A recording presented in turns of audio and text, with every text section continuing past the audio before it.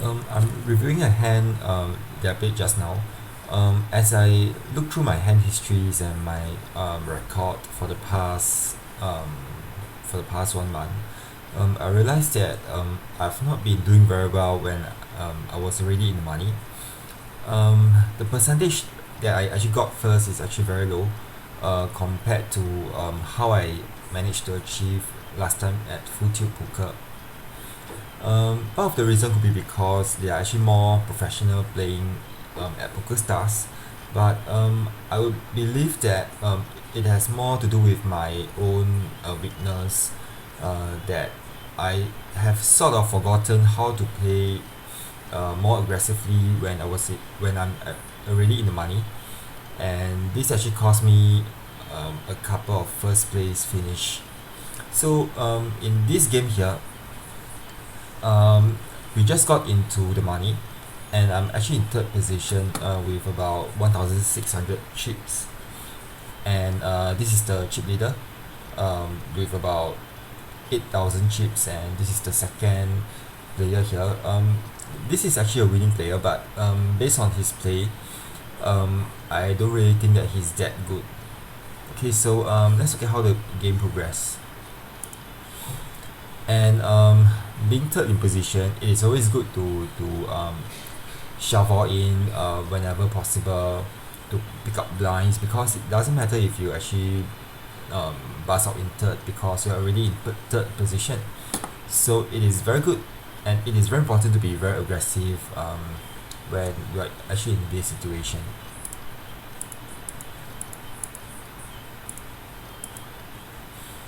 And with Queen 7 here, it is not a push because it is actually negative EV to push with Queen 7 based on single wizard. Um, the the widest that I'll be pushing here will be King 7. King 7 I'll definitely push here if I'm actually in third position.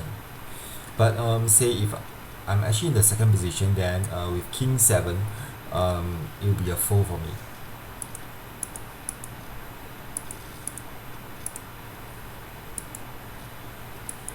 Okay, so Queen 6 here is an easy fold. And Jack 10, very easy shove.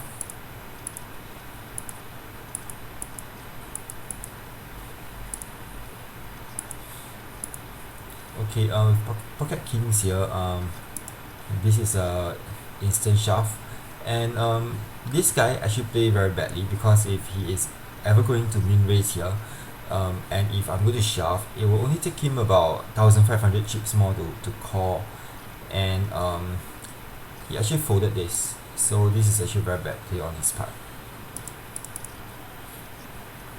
It is either fold or shove, or when he min raise, he should be prepared to call my shove here. So this is something that I take note of, and I actually sort of exploited him quite mercilessly in the later rounds. Okay, and of course, when he min raise at the button, normally it would mean some hands that are strong enough to call a shove with. So with 6-3 is definitely a negative EV play to shove.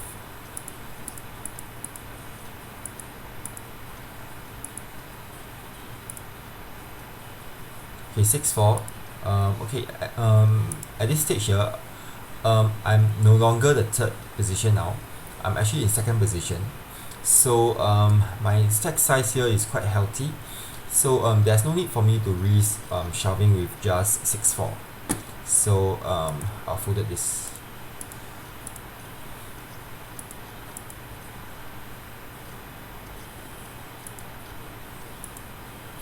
Okay, now as I mentioned, when I'm actually in the money already, I'll be looking to play very aggressively.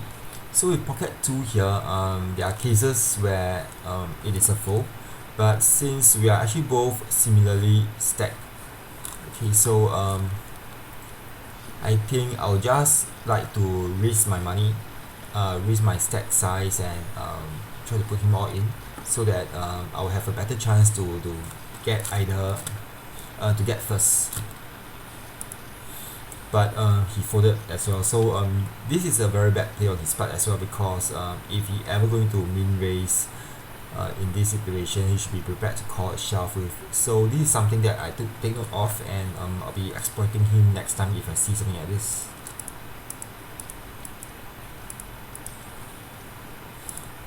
Okay, pocket 3 is a shove, easy shove.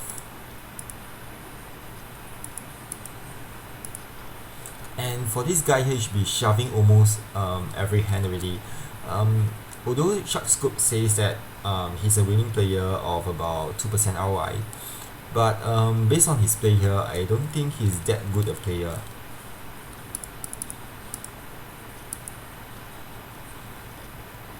Okay, so this guy min raise here, so it will be an easy fold for me with 6-2.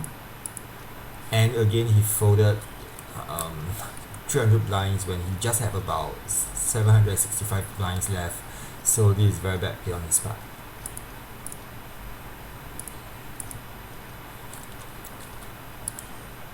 So as you can see, by playing more aggressively, I'm actually able to get weaker players to fold his blind and allow me to build up my stack.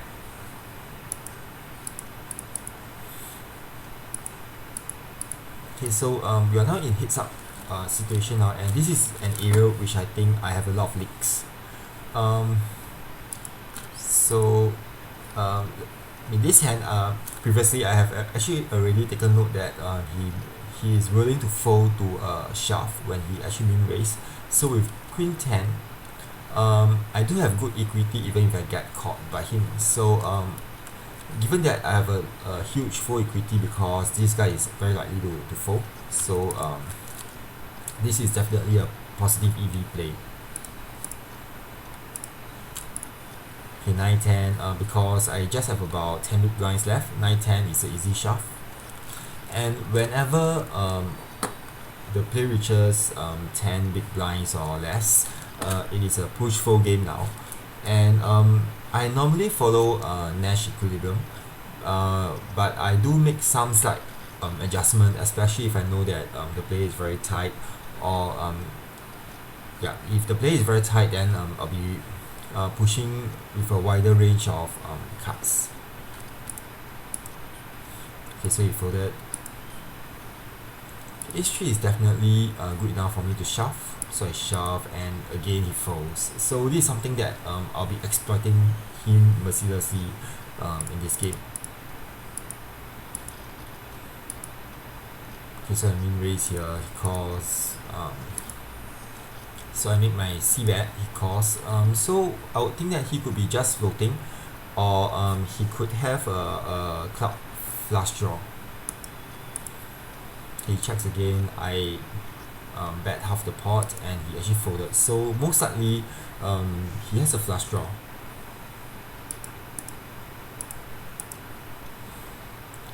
And with this hand, I've actually taken over the chip lead. And in this situation, we are actually both now more than 10 big blinds. So the push fold game doesn't really apply anymore, because the only hands that I can push with a positive expectation will be only hands like red aces, pocket pairs, and the rest pushing with more than 10 big blinds is actually a negative EV play. And with ace 5 is a easy shove here.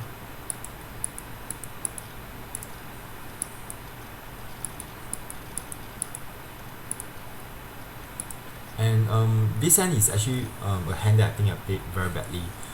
Jack 8 here is not a hand that I can shove with more than 10 big blinds.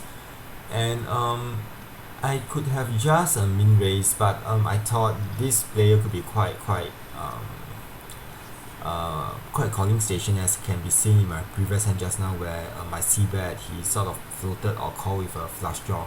So I thought I might be able to outplay him in position in this game. Okay, so he checks. the flop here, there's two heart and it is king high. So I've actually basically flopped nothing. So when it is checked to me, I make my plan to bet out. He calls, and at this time here I should have actually know that he might have something. Okay, so when he checks the second time, okay, it's not that wrong to bet here because I know that in the previous hand he floated me once, so he actually fold to my second c bet. But in this case, he actually raised my turn c bet, so I should have actually thrown away this hand now because I only have a flush draw and open-ended straight draw. So in terms of equity, I will have about 30%, yeah, roughly around 30% here. So I shove here, thinking that maybe I will have a good full equity, and I do have outs when I hit my straight or flush, but unfortunately he does have top pair. He made the correct call, I would guess so, because he's sort of committed to call anyway. So he calls, and yep, this is a hand that actually where I actually made a very big mistake, and this could be the reason why I actually lost this heads up.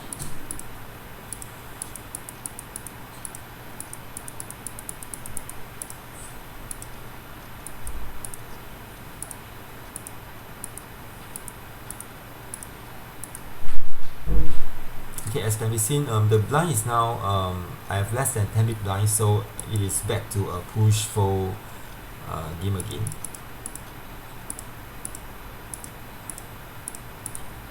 Okay, he made a very good call with queen 10, but unfortunately I have ace 9 and I hit my flop. And at this stage here, we are about even stack. He limps in here, which is quite okay because just now I've actually showed that I'm actually willing to bluff, and he may actually think that I'm actually very weak post flop. So he actually limped here and wanted to play post flop with me, so I accepted that. So actually the second time he bets and I call because this is such a wet flop. Not a wet flop, this is such a dry flop. He could be actually bluffing here because I've actually checked twice. So with my king high, I thought it's meant to be a bluff capture actually by actually calling here. I checked the third time, he bets out, so I actually folded because by check calling just now I thought I'm actually showing some strength, because I could have actually connected with the flop or my turn card, but when he actually bet the river again, I think he does have something, so I actually folded. This could be a hand that I played wrong. I could have made another mistake as well. Okay, king 7 is a min raise. Okay, when since both of us have more than 10 big blinds, so there are actually room for me to min raise. So he calls, and he actually river a 4, and this hand I play very badly because I should have bet at flop and turn. I could have taken down this hand very easily.